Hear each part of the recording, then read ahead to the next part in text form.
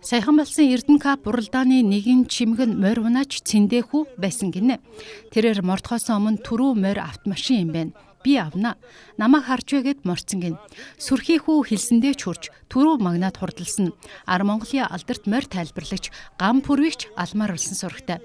Уралдааны сонирхолтой хэсгийг шар хуудас онцоллоо.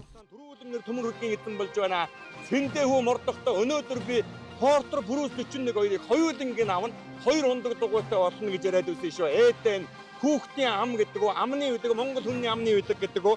За ингээд одоо сайн жаргалын эрдэнэтийн хурдан хариуг элдв өчрийн ариун балдалдар туяасаадыг харуулж түрүү магнад хурдлууллаа. Уйсан мөрөн төрүүлгэн гэж одоо уралдааны замд гарахтаа анх хэлдэг хүүхэдтэй анхудаа таарсан. За манай Цэндэ баяр үргээ.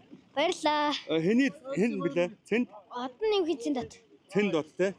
За өнөөдөр одоо би тэр тайзны дэргэд байгаа портрыг одоо шүтлэнтэйгээ авнаа л гэж зарахгүй авлаа да тий. Ундаг дугуйтай ч бодлоо тий. Хэдэн жил мөр онж явах юм бэ? Би 6-аас хойш унсан. 6-аас хойш унсан. За хариун булдахын хамрыг одоо олон жил унж байна уу? Үгүй энэ жил л ирж байна. Энэ жил л унж байна. Урд өмнө ер нь улс усын нааданд унж байсан уу? Үгүй.